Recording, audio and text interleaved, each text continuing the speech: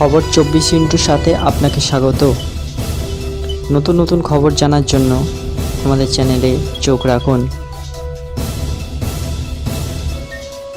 নমস্কার, খবর 24 ইন্টুর সাথে আপনাদের স্বাগত। হ্যাঁ, সাত সকালেই অগ্নিকাণ্ড কলকাতা শহরে, যার জেরে বিপর্যস্ত যান চলাচল। জানা গিয়েছে মোহাম্মদ আলী পার্কের সামনে দাঁড়িয়ে থাকা একটি তেলের ট্যাঙ্কারে হঠাৎ করেই আগুন ধরে যায়।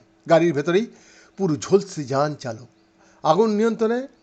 আগুন নিয়ন্ত্রণ আনতে ঘটনাস্থলে পৌঁছায় 10টি দমকলের ইঞ্জিন। জানা গিয়েছে আজ একদম কাক ভরে ট্যাঙ্কারটিতে আগুন ধরে যায়। একটি গাড়ির সঙ্গে প্রথমে ধাক্কা লাগে তেলের ট্যাঙ্কারটির, তখনই সেটি উল্টে যায়। এরপরে দাউ দাউ করে জ্বলে ওঠে গাড়িটি।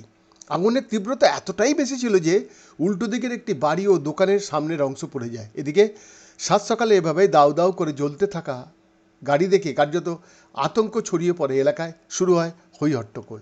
আগুনের জেরে ক্ষতিগ্রস্ত হয় যান চলাচল। ঘটনাস্থলে উপস্থিত হন কর্তব্যরত পুলিশ কর্মীরা। খবর যায় দমকলেও।